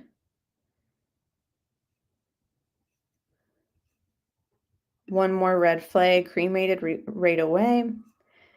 I hope they get a second. Did they already spread her ashes? Because I was hoping that they would get a second opinion on her autopsy. Too weird that both exes are dead now. Come on, right? If they end up as like a real couple together, like more than just what they're rumored to be, or a fling or rebound, that's bizarre. church members are reaching out, even had contacts for people to commit to staying in the church. Oh dear.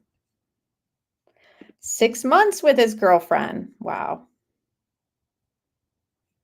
JP's church executive said he had no idea that they were having marriage problems. How does that happen? And in church, I get it, but don't. Right. I mean, they do, people hide things like that. That's interesting though. Many policies do pay out on an S situation after the insurance has been in effect for 2 to 3 years, wondering about life insurance payouts. Yeah. And that's right, because in other cases, we've looked into this. And like you said, as long as you're paying into it for X amount of time, and I think you have to pay more for it or something. But yeah, it just because it ends up in that manner doesn't mean that he won't get a death payout. So that needs to be looked into as well. I agree. Yeah, where is the journal? Good question. She did not deserve him, and the world deserved to still have her. Yeah, be kind and listen to people. Notice when they are hurting and give them time. And her family was doing everything I think that they could to be there for her. I think they were more afraid of him harming her than this taking place, but they were definitely proactive, it seemed, in supporting her. Oh.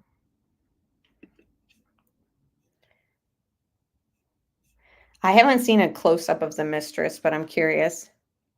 She was 23 when they got married. Interesting. Okay, thank you, Stephanie. I just saw her friend said she had gotten a new job and was making future plans. I'm not sure if that's true. I heard that as well. Yeah, what 15-year-old is friends with a 29-year-old man? Red flag.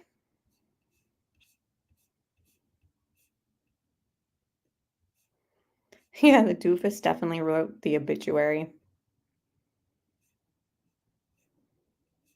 Okay, she's not been cremated yet. Thank you. I hope they get a second opinion just to get one.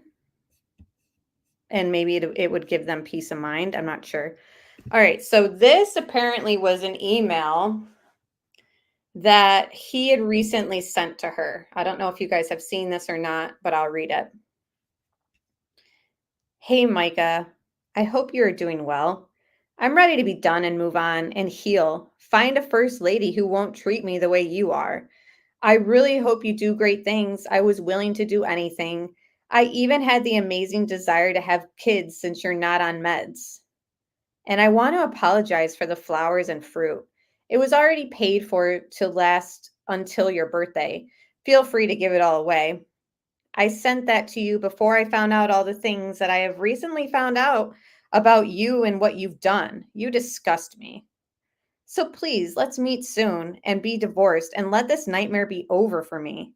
I'm enjoying all the Africa missions, and Pastor Jumba and the pastor's wives are so excited for what we're doing.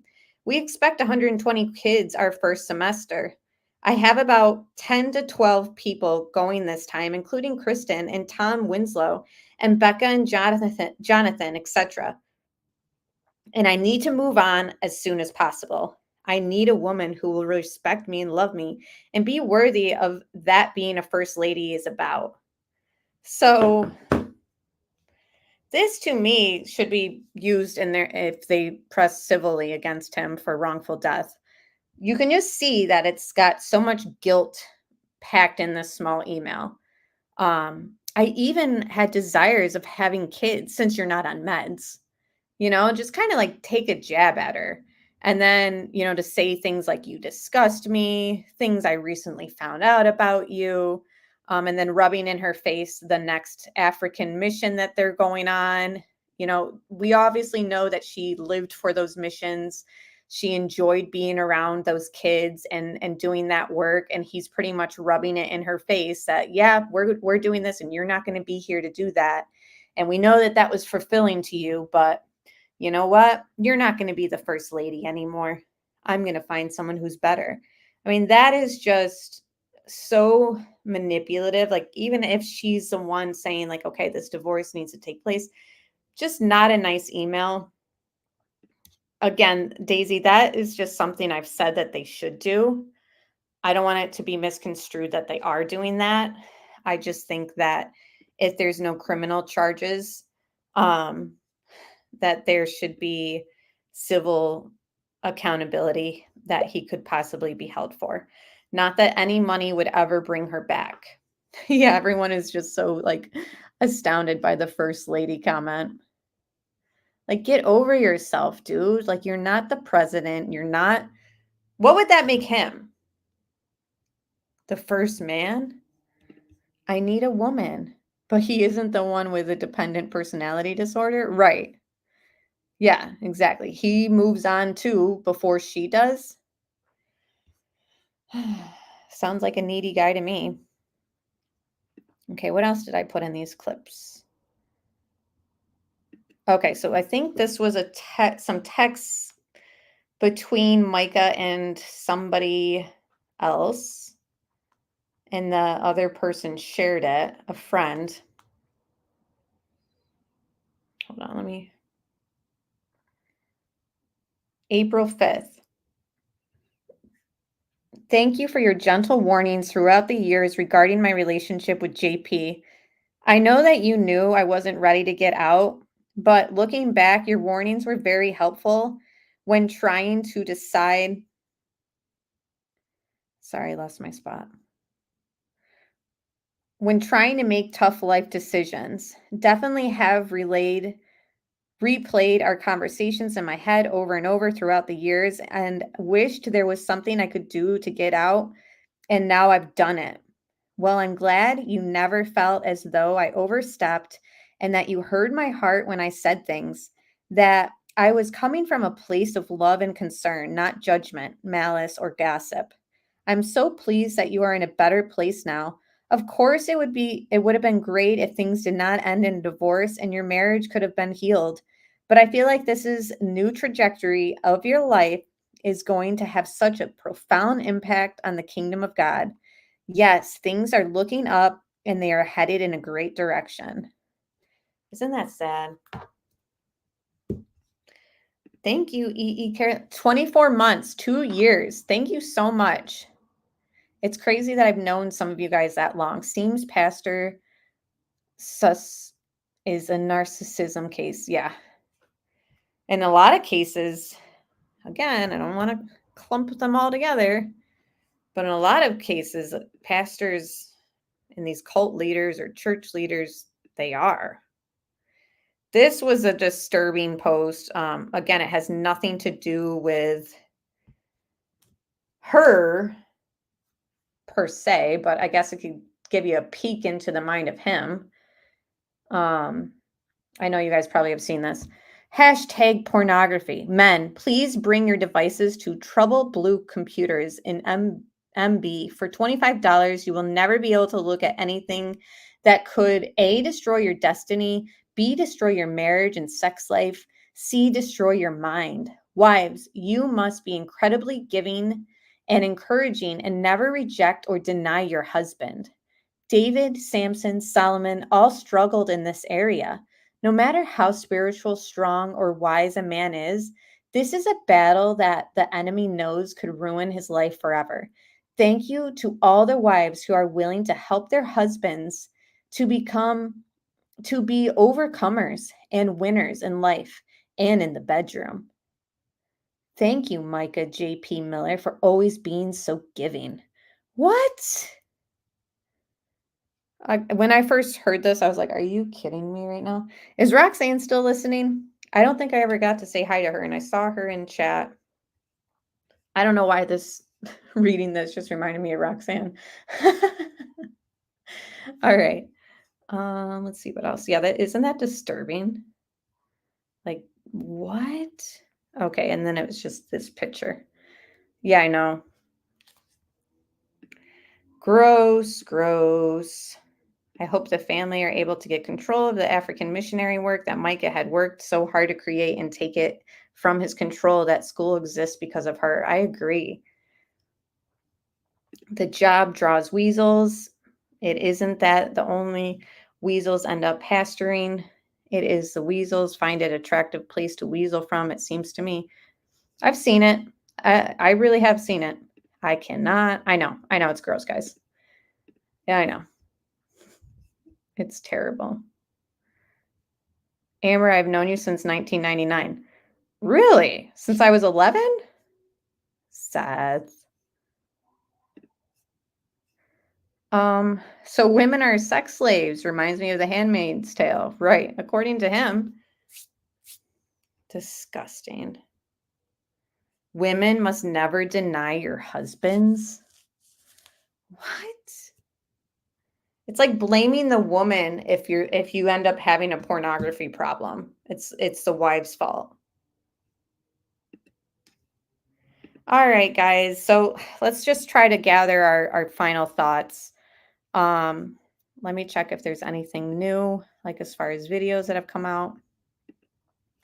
Again, I guess the update is medical examiner and the sheriff's office have concluded, and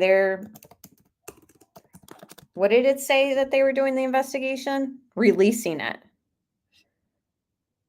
They're releasing the investigation. So it doesn't appear there's going, I don't want to say it as a 100%. Okay, we played everything recent. I don't see anything new. Doesn't seem they're going to be treating this at all. Oh, Roxanne's listening. No worries. Okay, I wanted to make sure you were hearing that one about the wives.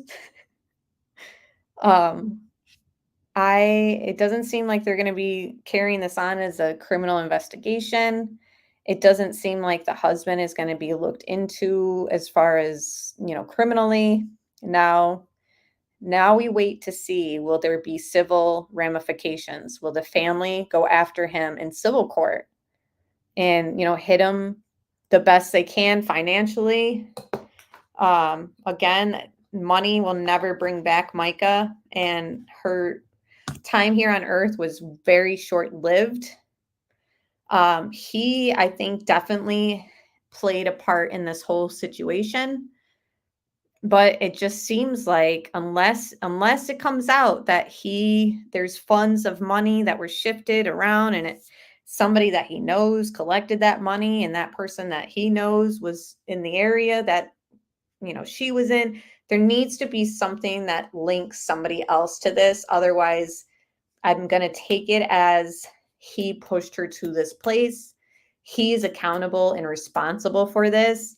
But she apparently is the one that pulled the trigger. But it's upsetting. I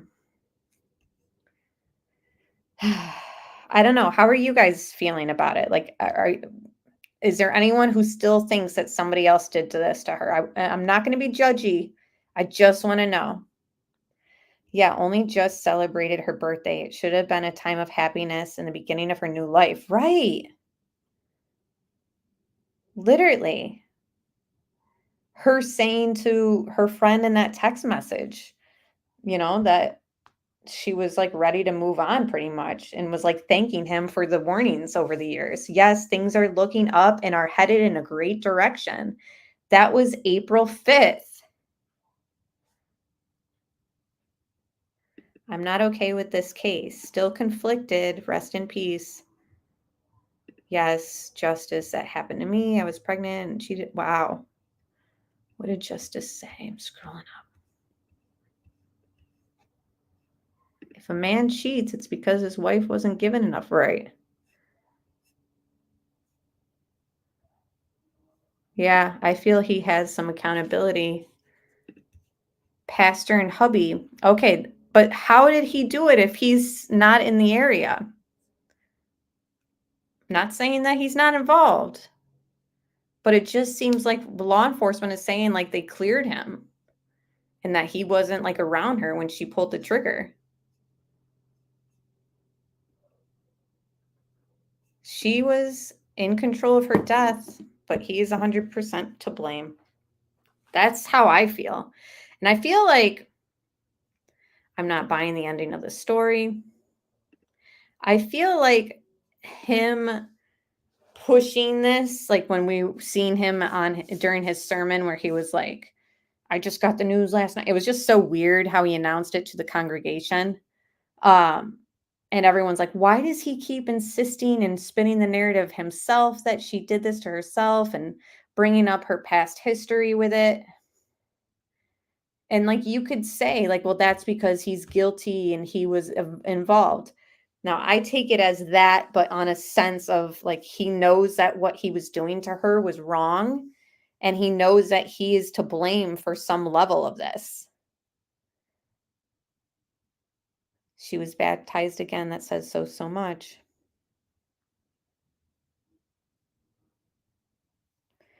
I'm new to this, but just searched briefly on this, and I don't believe she took her own life. Husband seems like something more to this. Good night, Seth. I'm going to need proof that this was self-inflicted. Yes, that's where I'm at, Beach Bum. He gaslit her like Michelle Carter. That's her name. I couldn't think of it. I referenced it earlier when she was like telling her boyfriend to end his life, and there was text messages, and it was like, dude, you like pushed him to do this. Like, we got proof right here on the phone. Like, you were telling him, like, no, get back in the car. What are you doing? Because he suffocated himself with carbon monoxide or whatever. I'm still not satisfied, still questioning. Yes, we did, Natasha. We heard it. We heard two.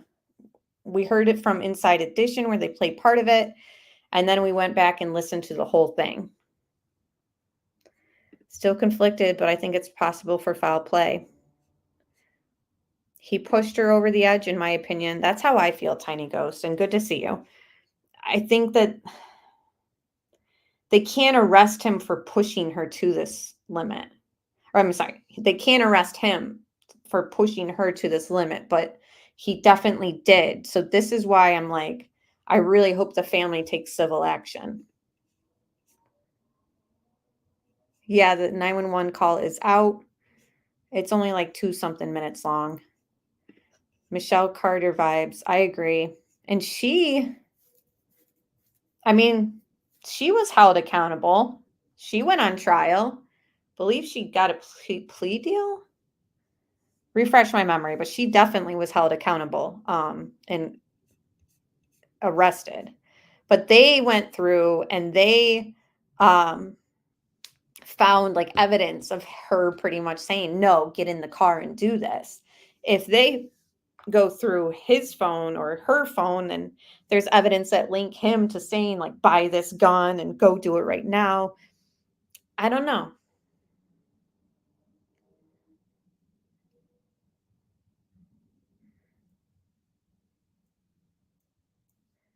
I don't know. Also, this is a mega church. Lady interviewed whose husband is a member said there is tons of law enforcement doctors, even some judges who are members. Interesting. But the thing is, the death took place, the county that was investigating it was North Carolina. Because he, in that one of those articles, Javi, that I read, he said that he would be willing to talk to them if they came down to South Carolina, and they were like, we're not going down there.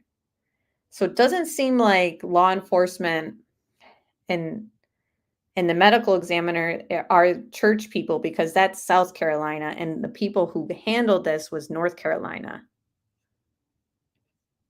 Yes, she was convicted, that Michelle Carter. He definitely has the money to hire someone, so I'm leaving that option out there on the table. It is a hard case.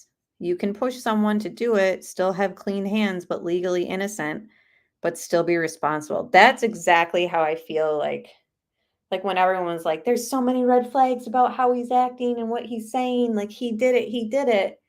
I think what it is he knows that like his manipulation, his stalking, his torturing, his, poking at her in ways that she just wasn't able to like move past.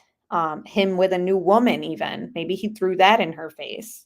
You know, in that email, he says like, I'm going to find a first lady who, you know, deserves to be blah, blah, blah. Like, you know, things like that, like we're probably wearing at her, even though she wanted the divorce. Like, you still hurt.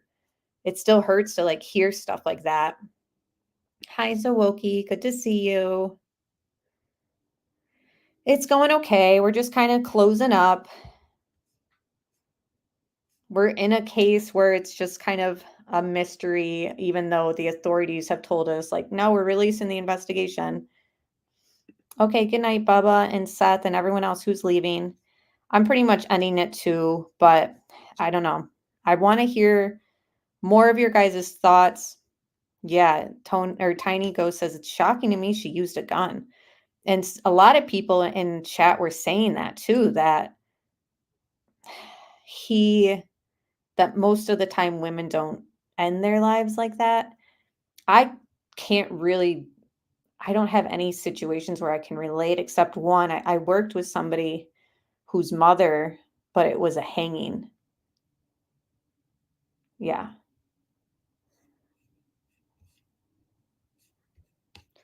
So definitely not a gun. Yeah, they did. There was a private plane or whatever. Yeah, there is enough money for anything to be possible, which makes the case so crazy. Right. Like, so were there means for him to grease up the medical examiner and the sheriff's department that said that this was her that did it herself? I mean, there can always be situations where we can say like, oh, was somebody paid off for it to say this? You know, especially with somebody that has a lot of money, like apparently this guy had access to.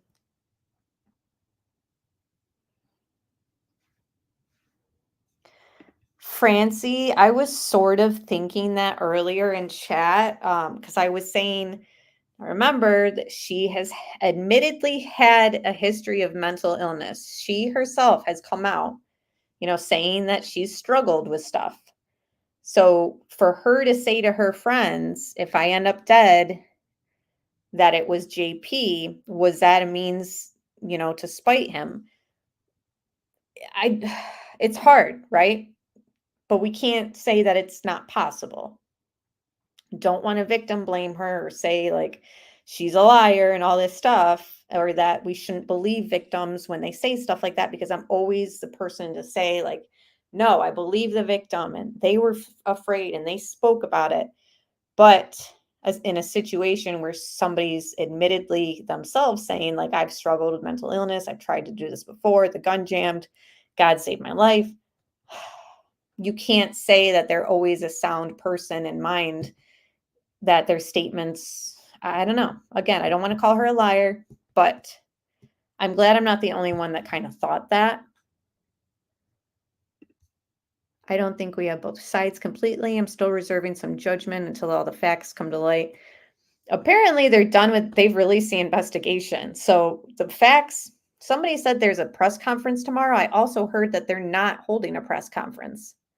So does anyone know where I can find info on the press conference? Because none of the news stuff we read, which were within the hours, said press conference.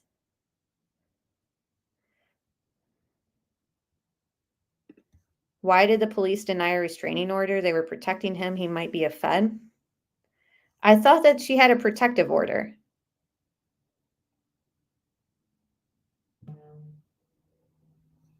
Spiting him is rather evil, doesn't track. Not saying it was true. Just saying, you know, I think it's fair to kind of explore every option, every theory.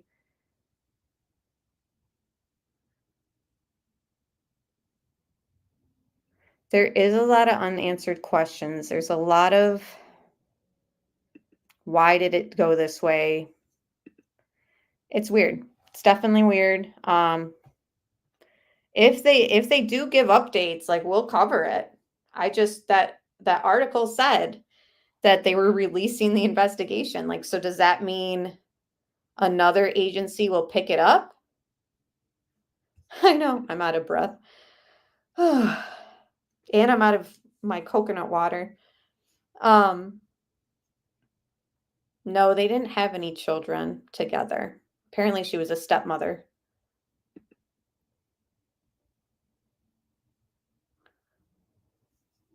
Interesting. Okay, I didn't know that they denied the restraining order. I thought that she had a protective order.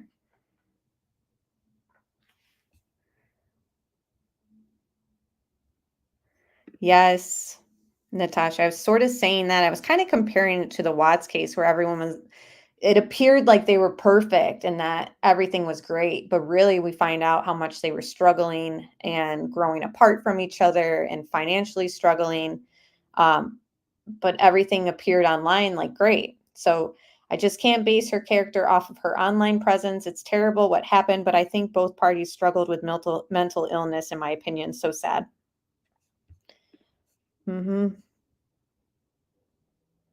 It does seem he had someone do it.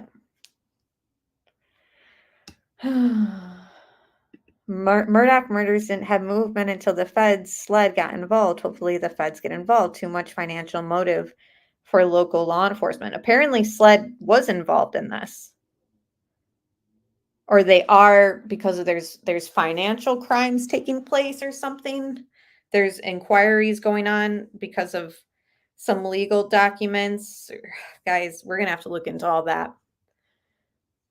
Yeah, people do act differently in private, especially with mental illnesses. Yeah.